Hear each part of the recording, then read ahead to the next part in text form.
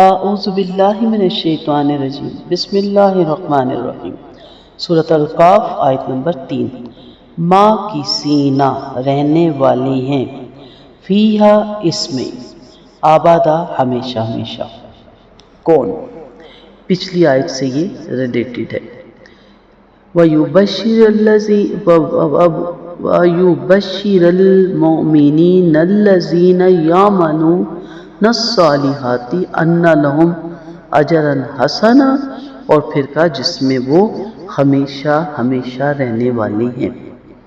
یعنی اس کتاب کا بھی اور اسی طرح جملہ آسمانی کتابوں کی تعلیم کا لب لباب یہی ہے کہ قیامت یقیناً آنے والی ہے۔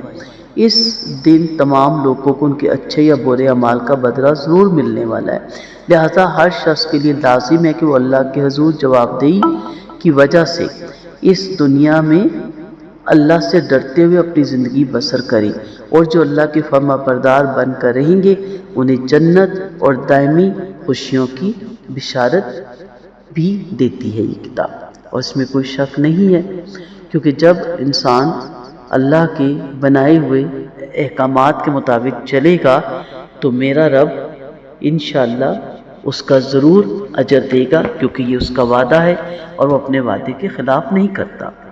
یعنی ان کا یہ قول کہ فلاں کہ ہم صرف اللہ ہی کو مانتے ہیں، آگے آیت سے ریلیٹڈ ہے، اور ان کا اللہ تعالیٰ کے خبردار کرنے پہ، اس کے نبی کے خبردار کرنے پہ، اس کے مطابق عمل کرنے پہ اللہ تعالیٰ ان کے لیے یہ خوشخبری دے رہا ہے کہ وہ اس میں رہیں گے ہمیشہ ہمیشہ۔ کس میں؟ جو ان کو بہترین اجر ملے گا، وہاں اجر چھنے گا نہیں، وہاں اجر کم نہیں ہوگا، وہاں اجر واپس نہیں لیا جائے گا۔ تو دنیا کے عارضی فائدے کے لیے ہم جوانیاں لگا دیتے ہیں، خوبصورت اپنی عمریں لگا دیتے ہیں، خوبصورت اپنا وقت لگا دیتے ہیں، بعض لوگ باہر عمریں گزار دیتے ہیں، بیوی بچے ماں باپ یہاں ہوتے ہیں کہ چلے ہم ان کے لیے کچھ کر لیں تاکہ سکون سے زندگی گزرے، لیکن نہیں گزرتی۔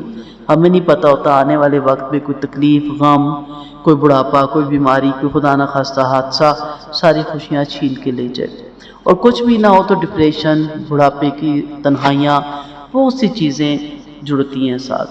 اس کے باوجود ہمیں یقین ہوتا ہے کہ نہیں اچھا ہی ہوگا، جبکہ ہمیں نہیں معلوم۔ اور قرآن پہ عمل کرنا، اللہ اور اس کے رسول نے فرمان کے مطابق زندگی گزارنا، اس کے بارے میں تو 100% یقین ہے کہ اجراً حسنہ ہی ہے۔ یہ کیسے ہو سکتا ہے کہ ایک انسان ساری زندگی نیکیاں کرے اور آگے اس کو خدا نہ خواستہ جہنم ملے؟ ایسا ناممکن ہے۔ لازمی بات ہے کہ جو اس راستے پہ چلے گا انشاءاللہ اپنی نیت کے سبب، اپنے اچھے اعمال کے سبب وہاں درجات میں کمی بیشی ہوگی، اور اس میں انسان بعض جگہ پچھتائے گا کہ یہ درجہ تو میں بھی حاصل کر سکتا تھا، لیکن میں نے اپنی غفلت سے اس درجے کو نہیں پایا۔ لیکن بعض لوگ وہ چیز نہیں کریں گے لیکن اس درجے سے بھی آگے ہوں گے، کیونکہ ان پہ اللہ تعالیٰ نے اس قدر معاشی یا کوئی اور جیسے مجاہد ہیں، جد و جہد کر رہے ہیں، سرحدوں پہ ہیں، وہ بعض اذکار، بعض تہجد، بعض نیک اعمال، بعض صدقہ خیرات پہ وہ نہیں چل پاتے، وہ تو خود بیچارے مشکل سے ایک وقت کا کھانا کھا کے حفاظت کر رہے ہوتے ہیں، تو ان کو اس کے بڑے درجے ہیں، رباط کا بہت درجہ ہے، جسے سرحدوں کی حفاظت کہا گیا۔ تو اس لیے درجے مختلف ہو سکتے ہیں، لیکن اجر حسنہ بہت اچھا ہوگا، اور سب سے بڑی بات ہے ہمیشہ ہمیشہ کا ہوگا۔ وآخر دعوانا ان الحمد للہ رب العالمین۔